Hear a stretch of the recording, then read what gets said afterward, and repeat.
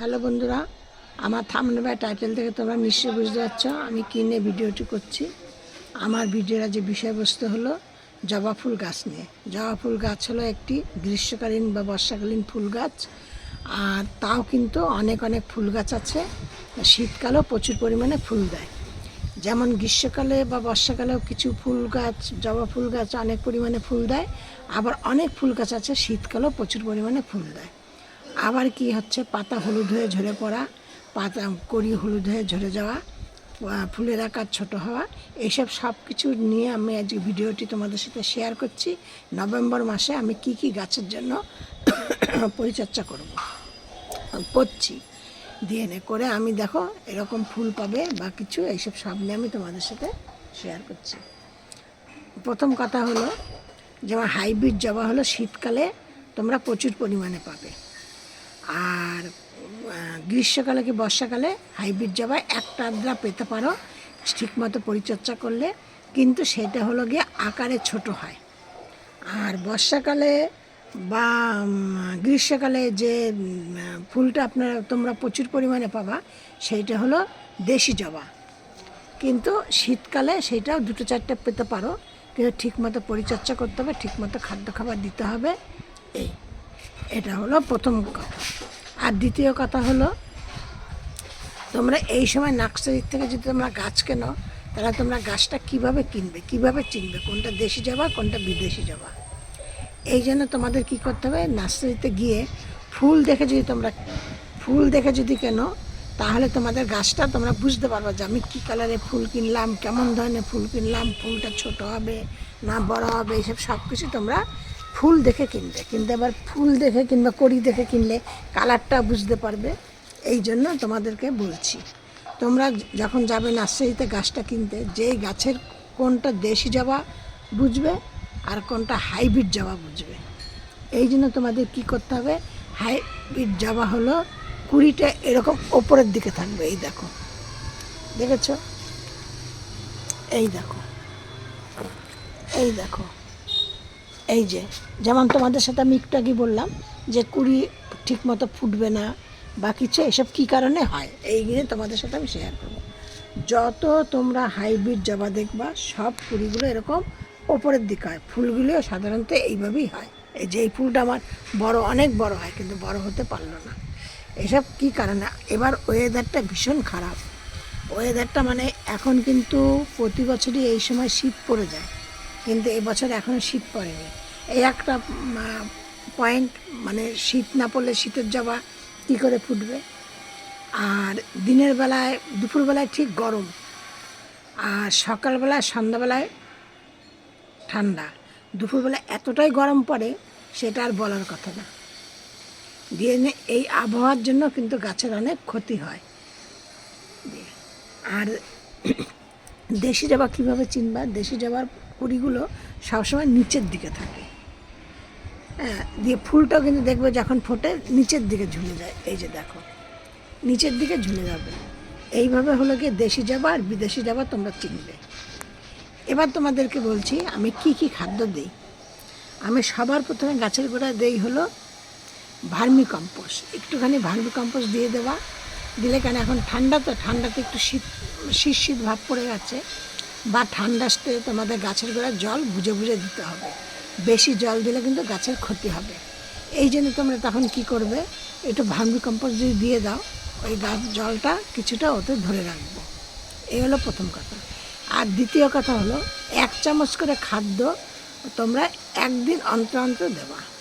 কী কী আমি খাদ্য দিচ্ছি, আমি পেঁয়াজের খোসা নেই, কিছুটা রোদ্রে দিয়ে নিয়ে ভালো করে হাত দিয়ে চটকে নিই, মানে একদম মরমর হয়ে গেলে মানে গুঁড়ো গুঁড়ো হয়ে যায়, সেইটা কিছুটা নিলাম, কিছুটা নিম খোল নিলাম, কিছুটা বাদাম খোল নিলাম, কিছুটা সর্ষের খোল নিলাম, কিছুটা চা পাতা নিলাম, তার মধ্যে কিছুটা এক্সট্রা নিলাম।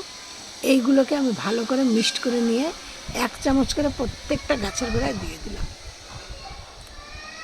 একদিন অন্তর অন্তর এইভাবে গাছের গোড়ায় দেবে, দেখবে প্রচুর পরিমাণে, দেখো আমার কত গাছে কুড়ি। শীত কিন্তু পড়েই গেছে বলতে গেলে, ঠিক আছে, এই যে শীত পড়েই গেছে, কিন্তু আমার গাছ ভর্তি এখনও দেশি জবাই বলো বা বিদেশি জবাই বলো, সব গাছই কিন্তু আমার এখনও কুড়ি মোটামুটি গাছ ভর্তি চলে এসছে। এইগুলি তোমরা মানে নভেম্বর মাসে তোমরা গাছের গোড়ায় এই 1 চামচ করে এই খাদ্যটা দাও, দিলে দেখবা তোমাদের গাছ ভর্তি সব কুড়ি ফুলে ভর্তি হয়ে যাবে। আর কি করবা, এইটা একদিন অন্তর অন্তর দেবা। আর মাসে একবার করে তোমরা কি করবে, গাছের গোড়ায় কিছুটা পটাশ, কিছুটা ইউরিয়া, মানে 8টা-10টা করে দানা যাতে এক একটা গাছের গোড়ায় পড়ে সেরকম নেবে, কিছুটা ফাঙ্গিসের সার নেবে। এইটাকে একসাথে মিক্সড করে নিয়ে একদম সামান্য 1/2 চামচেরও কম কম করে গাছের গোড়ায় দিয়ে দেবে। তাহলে গাছ একদম সতেজ থাকবে, গাছের কোনো রকম কোনো প্রবলেম দেখা দেবে না, কোনো কিছু না, একদম খুব সুন্দর মানে ফুল পাবে। আর পাতা হলুদ হয়ে যাওয়া, দেখো এই যে পাতা হলুদ হয়ে যাওয়া আমার গাছে একটাও তোমাদের দেখাতে পারবো না, একটা আমার গাছে পাতা হলুদ নেই, দেখেছ? এবার আমি তোমাদের সাথে কি করে করব, পাতা হলুদ হওয়া কিন্তু অনেক কিছু কারণ থাকে।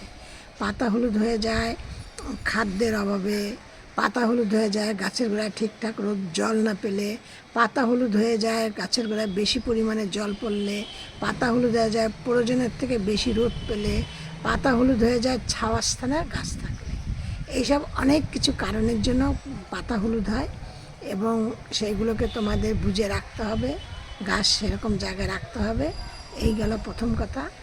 আর পাতা হলুদ কুড়ি হলুদ হয়ে যাওয়ার একটাই কারণ হলো গাছে মিলিবাগ, সাদামাছি আর মিলিবাগ, লেদা পোকা এই সমস্ত হলেও কিন্তু এরা গাছের পাতার রস চুষে নেয়, শোষণ করে নেয়, তারপর কড়ির রস শোষণ করে নেয়, নিয়েও কিন্তু এরা তখন ধীরে ধীরে গাছ কিন্তু পাতা হলুদ হয়ে যায়, কুড়ি হলুদ হয়ে ঝরে পড়ে যায়।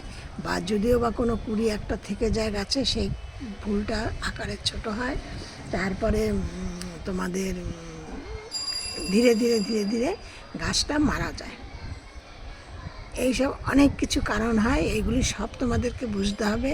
যার জন্য তোমাদের দিন মানে মাসে একবার করে প্রত্যেকটা গাছকে স্প্রে করতে হবে।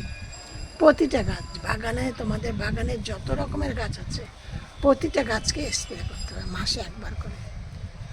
কী দিয়ে আমি স্প্রে করবে, আমি কোনো মাসে কাকা দিয়ে স্প্রে করি, কোনো মাসে একতারা দিয়ে স্প্রে করি, কোনো মাসে ঘরোয়া জৈব পদ্ধতিতে স্প্রে করি। নিম পাতা সেদ্ধ করি, করে সেই জলটাকে নেই, তার মধ্যে কিছুটা এক্সাসল দিই, কিছুটা ফাঙ্গিসাইড সার্ফ দিই, দিয়ে ভালো করে নাড়িয়ে, ফাঙ্গিসাইড সার্ফ যদি না দিই তাহলে হলুদ গুঁড়ো দিই, দিয়ে ভালো করে নাড়াচাড়া করে নিয়ে স্প্রে করে দিই।